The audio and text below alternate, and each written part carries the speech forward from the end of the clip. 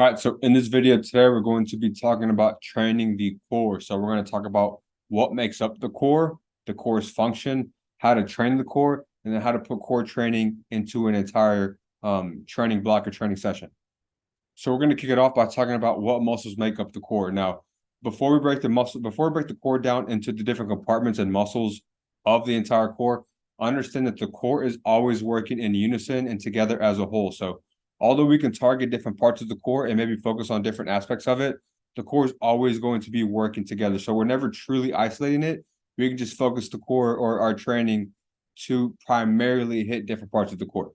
So we're going to break the core down into 4 different compartments: the anterior core, the posterior core, the lateral core, and the pelvic core. This is going to make up the entire core itself. Now, with the anterior core, when it comes to the muscles, really focus on the rectus abdominis, so the superficial abs, and the transversus abdominis, so the deep abs. When it comes to our posterior core, we're talking about what's behind us. We're going to be primarily focusing on our spinal erectors. Now, with the lateral core, that's going to involve both our internal and external obliques, as well as the serratus. And then the main muscles of the pelvic core. So what stabilizes the pelvis is going to be our hip flexor. So that's going to be our psoas and our rectus femoris, and then our glutes. So that's going to be our glute max, our glute medius, and our glute minimus. This is all going to make up the core. Now, understand, as mentioned earlier, it all works together in stabilizing the spine and in any kind of function that the core has. So now let's go on to the functions of the core. Now, the core serves primary focus for a couple of things. One, postural stability and positioning. So our core is going to dictate where we are when it comes to our posture and then maintaining stability of our spine. It also serves as proximal stiffness. So it's going to be the epicenter for distal output. So if I have a very strong midsection, my arms and legs are going to be able to act as whips around a fixed axis. So if I have my finger being the core, and this rubber band is going to set the example of my upper or lower limbs.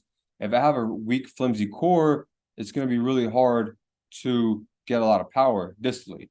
But if I have a strong, rigid core, then I'm going to be able to shoot with power based off this proximal axis, proximal stiffness here. So strong proximal stiffness, high distal output.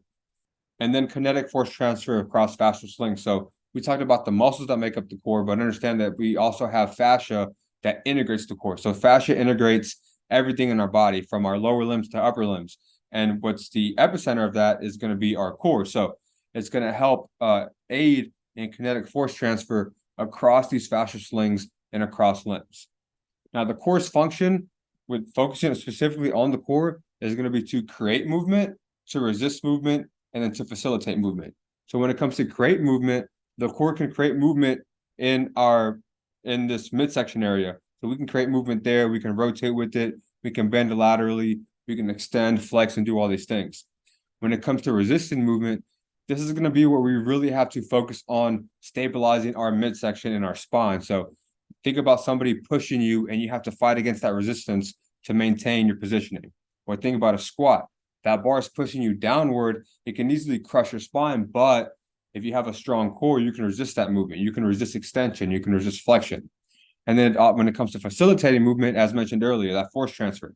So it's going to facilitate the movement from my right leg to my left arm, or vice versa, from everything top down, bottom up. So it's really going to facilitate the movement to make sure that we don't lose any energy in the process of that. Now, the core can be separated by compartments based off primary focus of the movement. But as talked about earlier, the core always functions as one global center for most sport actions. Human movement's never going to be a matter of just working one part of the core. So I might do a sit-up, focus primarily on my rectus and transversus abdominis, but any kind of bit of rotation or lateral flexion is going to engage my obliques very heavily. So it's really how much of that compartment is going to be engaged comparatively to different types of movements. So when it comes to the core movements to train, we can break our movements down into 4 different movements. One being rotation or anti-rotation. Then we have lateral flexion or anti-lateral flexion. We have extension or anti-flexion. And then we have flexion or anti-extension. So these are the 4 movements to train. We have the movement itself and then the resisting of that movement. So if we go a little bit more in depth in this, when it comes to anti-rotation, that's going to be a lateral core focus. So it's going to have a lot of focus on our spiral slings that go across our body and our obliques. So Think about movements where we rotate our pelvis or rotate our thoracic spine, and we're moving and we're twisting, okay? That's going to be the rotation. Now, the counter of that is going to be the anti-rotation. So anti-rotation is basically counter-rotation the other way. It's just resisting rotation or an isometric rotational hold. Now, when it comes to the other function of the other movement that we want to train, lateral flexion, also the counter that's going to be anti-lateral flexion, but lateral flexion is going to have a focus on lateral core as well, with the main focus of our lateral slings and then our obliques and our serratus. So when it comes to this, think of any kind of bending or tilting. Any bending or tilting of the spine is going to focus on lateral flexion or counter lateral extension the other way. Now, when it comes to extension, we're talking about sagittal plane extension of the lumbar spine. So anything putting our head and moving that away from our midsection.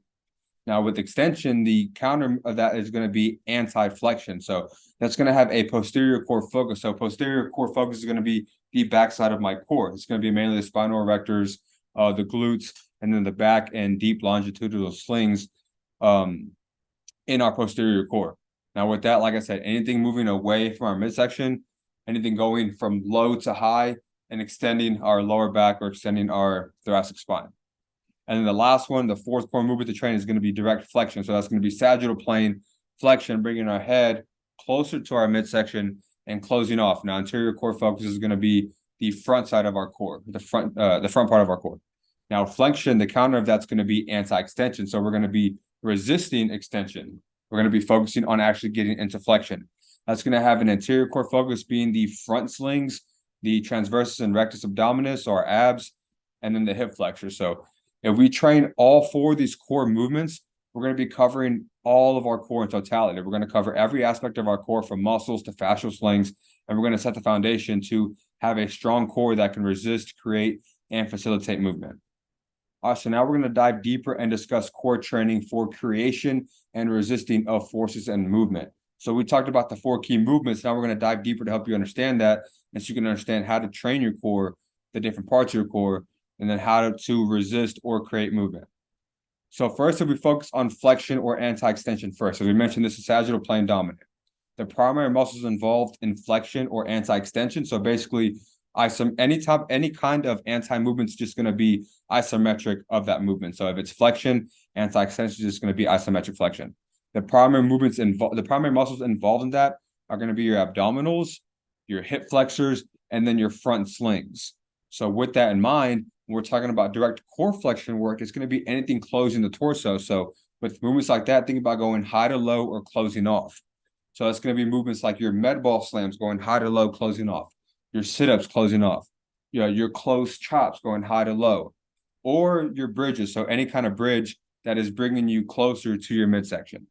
Now, when it comes to anti-extension, so the counter of flexion, we're going to be talking about anything resisting opening up the torso. So this is where you get to resisting your movement. Anti is always going to be resisting. So with this, it's going to be like our plank variations where we're trying to resist lumbar extension, or our ab rollout. Same thing. We're resisting lumbar extension, or our carries. We have to maintain this positioning, maintain our spine position. Now, when it comes to extension, so direct extension work, that's going to be our posterior core. We're talking the primary muscles involved being the spinal erectors and the glutes, also with the focus on our posterior slings and our thoracolumbar fascia. So with that in mind, to train core extension, it's going to be anything opening up the torso. So think about my overhead throws going from low to high, my open chops going from low to high, and then our glute ham raises or my thrust, where I'm really focusing on putting my pelvis forward and getting into extension. Now, the counter of that being the isometric extension or the anti-flexion is going to be anything resisting opening up the torso. So think about my pickup variations where I have to maintain my spine position as I pick a movement off the ground. My deadlift variations where I have to focus on keeping my positioning, resisting extension, so I don't want to get that excessive lumbar extension, but I have to maintain my spine, maintain my positioning, maintain that proximal stiffness. Or any axial loaded movement. So anytime a bar is loaded on my back and the load is directly downward, I have to resist excessive extension and maintain that spinal positioning where I'm at. So that's how you train the anti-flexion, or maintaining that spinal position where you resist extension or resist flexion. Now, going on to rotation, or the counter being anti-rotation, This is where we get into more of that sagittal and frontal plane. So the primary muscles involved in rotation and anti-rotation is going to be our obliques, both internal and external, and then our hips, so our glutes, our adductors. And then also it's going to be our spiral slings, so our slings, our fascial slings that go across our body. Now with core rotation work, it's going to be anything rotating in the thoracic spine or the pelvis. So we can think about our med ball rotary throws. We can think about our chop variations, or any kind of twisting that we do is going to directly train rotation. Now, while on this, understand that I've mentioned chop variations for both the flexion, extension, and rotation. As mentioned earlier, the core never works in isolation. So you're never going to truly focus on one muscle or part of the core, but you can directly change the amount or the amount you're targeting of that core. So if I'm rotating from just across my chest, no up or down, no low to high, high to low, I'm going to get mainly that rotation. But the higher I get, so if I go from here to here and then rotate, I'm going to get more of that flexion work while I'm also getting that rotation work. If I get up here, I'm getting true flexion. Same thing if I go low to high. If I'm going lower to higher, the more vertical I go, the more extension work I get. But the more even I go with my body, the more horizontal I am, the more rotational work that I'm going to be focusing on. So you're never really working in isolation, but you can kind of, change the movement a little bit, especially with the chops, to focus primarily on a specific part of the core. Now, when it comes to core anti-rotation, that work's going to be anything resistant rotation. So that's going to be movements like our Pallof variations, where I'm trying to resist movement. I'm trying to resist movement rotationally of the core and maintain my spine. Also, unilateral movements. So anytime you're resisting rotation from a unilateral movement, resisting those forces rotationally, you're resisting it, you're maintaining your spine by resisting that. And landmine variation. So it's just going to be basically counter rotation, where I'm here and I'm resisting rotation to get out of position. I'm trying to maintain my spine by resisting rotational forces. And then lastly, lateral flexion or anti-lateral flexion is going to be the counter to that. Now, the primary muscles of this is going to be mainly the obliques, so internal and external, the serratus, the glutes, and then we get to fascia, we're talking about our lateral sling. So our sling's going across our body laterally. Now, with core lateral flexion work, it's going to be anything that's involved any type of tilting or passive lumbar or passive lateral extension. So think about movements like a side bend or active unilateral push down. This is where we're actually getting into lateral flexion and lateral extension. Now, core anti-lateral flexion is going to be anything resisting flexion. That's going to be the active lateral extension. So again, side bends, we're resisting it, and on this side I'm extending, but this side I'm flexing. Or any kind of unilateral reach, same thing. The offside, the non-working side is going to be flexion, but the active side is going to be reaching into extension laterally. So these are the 4 ways to train the core and its different functions from creation and resisting forces and movement. Now, when it comes to core training for facilitation, this is where the core mainly acts as an epicenter to facilitate forces from different sides of our body, so from left to right or from bottom to top or top to bottom.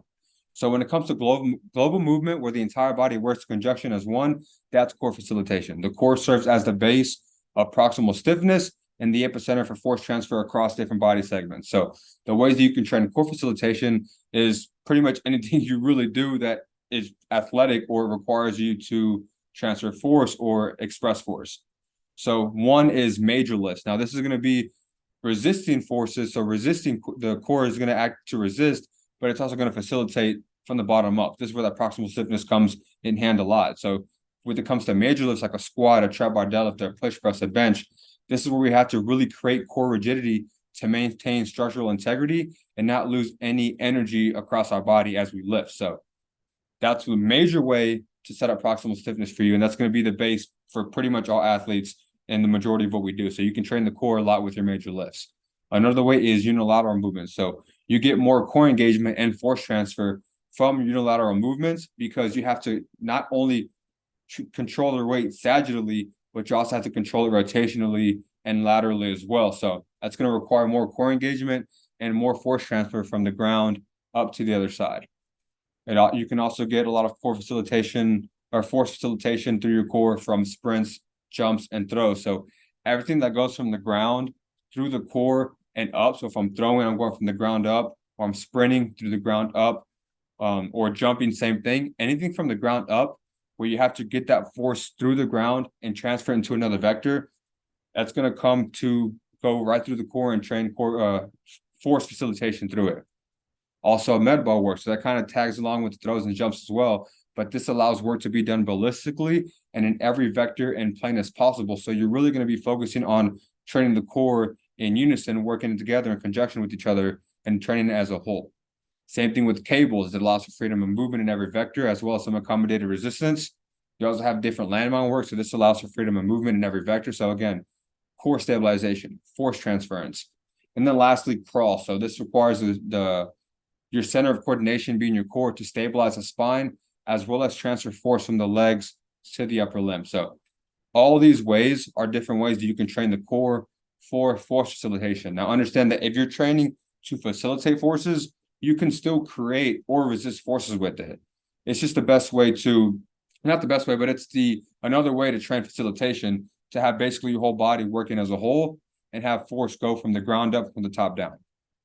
Another way to train for core facilitation, or just a way to understand core facilitation, is that 3D omnidirectional movement. We work across faster slings and increase the lateral or oblique engagement is going to be training core facilitation. So we're going to be basically working in spirals or working in different vectors. Anything involving the lower and upper limbs working in conjunction with each other is going to allow for more core engagement and force facilitation. So the more distal chaos that I have, the more proximal stiffness and engagement that I need to get from my core. So now we know what the core is made up of, the different parts of the core, and then how to train each part of the core or the core as a whole. Now let's talk about how to incorporate core training into our lifts. So there's really two primary ways that I like to add direct core training into our lifts. One's going to be in the warm-ups, so we're going to use it as a primer to get us going for the session. And one's going to actually be into the session using it as fillers or accessories. Now, if we go into the warm-ups using it as primers, this is where we use them as part of our warm-up to create that proximal rigidity and to prime the nervous system. So before I even get to my squats, my benches, my jumps, or whatever I'm doing, I'm going to train the core in some type of way to get that proximal stiffness, proximal rigidity. Now, if you look at this example here, I'm doing core movement one, core movement two, and then I get to my actual lifts, like my squats and jumps. But we're getting that core work first and then doing the actual lift later. Now, point of focus here, as if we're doing our core work as primers and we're doing more than one core movement, always do the anti-movements or the heavy movements of the core first. So if I'm going to do rotational core work for that day, I want to do a heavy rotation or an anti-rotation before I get to my actual rotation. That way I can use that first core movement to prime that second core movement so I can get a lot of output from it. Now, if we're doing core work in the session as fillers or accessories, you can do that by pairing that with other movements. So instead of doing it before, you do it during the lift and just tag it onto another lift. So instead of doing that core 1 and 2 before my squat and jump, I'm just going to do that core movement 1 with my squat and jump, and I'll do that core movement 2 with whatever movement I'm doing after. So we're doing the core movements after the intensive lifts. So we went over everything on what the core is, what makes up the core, the functions of the core, how to train each part of the core, and then also how to put it into our training session. So that pretty much covers everything. Now we're going to go over the summary of core training. So first, the core is not just the abs. It's not just a six-pack and, nice, sexy obliques. It's everything that stabilizes the spine and the pelvis. So our lumbo-pelvic hip complex is going to really make up our core. It has everything to do from our pelvis up to our torso and even kind of getting the serratus in there. Second, the core is made up of muscles and fascia. So with that in mind, it creates movement, it facilitates movement, and it resists movements and forces. It doesn't just do one thing. It does a lot of things, and it does a lot of things together at the same time. So I can create and facilitate. I can facilitate and resist. I can do a lot of things together. So the core is multi-purpose, multifaceted, and it's used pretty much everything we do when it comes to being an athlete or doing anything producing force. Next, the core needs to be trained like all muscles. So a thing that a lot of people say is, oh, I don't need to train my core because I train my core when I squat or when I deadlift or when I bench. Yes, you do train your core in those big movements, but you also do need direct core focus in training because we need to be able to focus on resisting forces primarily at the core itself, or transferring forces across our body, or creating forces in different movements. So I understand that the core is involved in all movements that we do, but you still need to directly focus on it. Same thing with the chest, the legs, the arms, the hamstrings, posterior chain, everything needs to be focused on at some point directly. And then in summary, we have our 4 key movements with those contrasts. So we have rotation, anti-rotation. So that's going to be the counter of that. Extension and anti-flexion. That's going to be the counter of that. Flexion and anti-extension. Again, the counter of that. And then lateral flexion and counter lateral extension.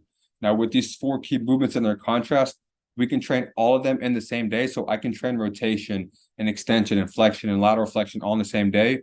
Or I can break it down into different parts for my training. So I can train anti-rotation and rotation on one training day. The next training day, I can train extension and anti-flexion. The next day, I can train flexion and anti-extension. And the next day, I can train lateral flexion and counter lateral extension. So it really just depends on your scheduling and what you have time for. You can train it all together, or you can break it down into different parts. So I hope to help you guys understand what the core is, what the core is made up of, the core's different functions, and then how to train the core itself. If you have any questions, please feel free to ask me in the Performance Center. And with that in mind, I hope this helps you put together a training plan and training the core directly into your own training.